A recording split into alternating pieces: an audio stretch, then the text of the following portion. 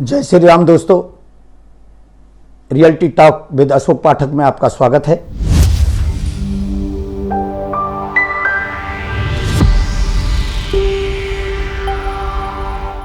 एक बार मेरे एक मोमिन दोस्त से मैंने कहा कि कुछ ऐसी आयतें लिखिए जिन्हें पढ़कर लगे कि कुरान सच में अल्लाह का कलाम है।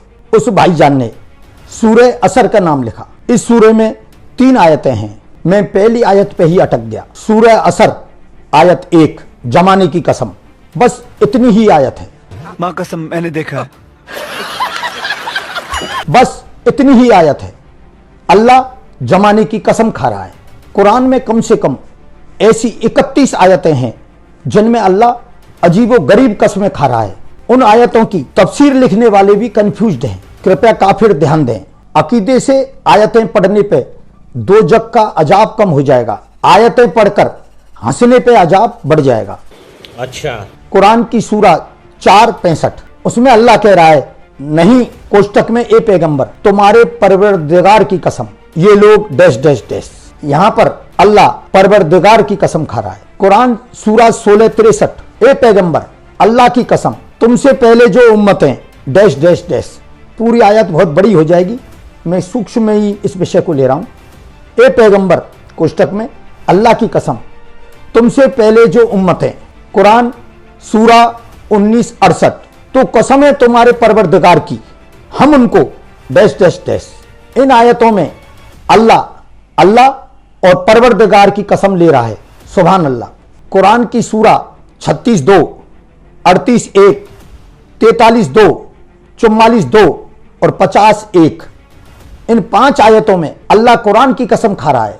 कुरान सूरा 37:1 कसम उनकी जो कतार बनाकर कतार बनाते हैं। कुरान सूरा 51:1 कसम है उनकी जो हवाएं गर्द उड़ाकर बिखेर देती हैं।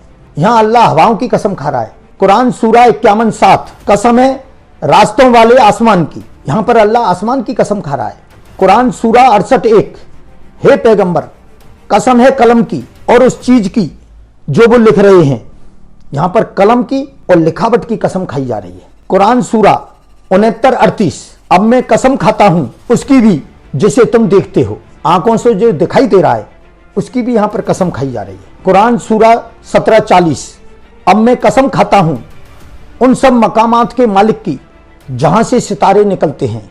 ये अंतरिक्ष की गैलेक्सी की कसम खाई जा रही है। कुरान सूरा 74:32 खबरदार कसम है चांद की, चांद की भी कसम खाई जा रही है। कुरान सूरा 75:1 मैं कसम खाता हूं कयामत वाले दिन की।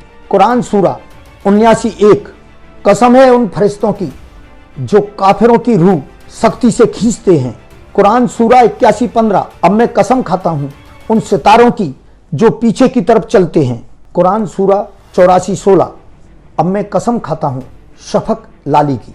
कुरान सूरा 85:1 कसम है बुर्जों वाले आसमान की। कुरान सूरा 86:1 कसम है आसमान की और रात को आने वाले की। कुरान सूरा 86:11 कसम है बारिश भरे आसमान की, बादलों की कसम खाई जा रही है। कुरान सूरा 89:1 कसम है फजर की, सुबह की। कुरान सूरा 90:1 मैं कसम खाता हूं इस शहर की, शहरों के नाम की कसम खाई जा रही है। कुरान सूरा 90:3 और कसम खाता हूं बाप की और उसकी औलाद की। कुरान सूरा 91:5 और कसम है आसमान की और उसकी जिसने उसे बनाया। कुरान सूरा 92:1 कसम रात की जब वह छा जाए। कुरान सूरा 93:2 ए पैगंबर कसम है चढ़ते दिन की, रोशनी की। कुरान सूरा 95:1 कसम है अंजीर और जैतून की। कुरान सूरा 100:1 कसम है उन घोड़ों की जो हाँफ हाँफ कर दौड़ते हैं। तो इस तरह की कसमें कुरान में कई आयतों में खाई गई हैं। ये मनोवैज्ञानिक फैक्ट है।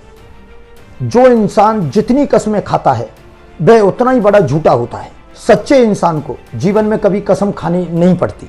यहां तो अल्लाह कसमें खा रहा है, बोलें तो बोलें क्या। मेरे प्यारे मोमिन भाइयों, कुरान का अरबी में रट्टा मारना बंद कीजिए। कुरान की ट्रांसलेशन अपनी भाषा में पढ़िए, फिर आप किसी को नहीं कहेंगे कि कुरान पढ़िए। जितनी आयतें मौलवी आपको बताते हैं आपको उतनी ही आयतों का पता है।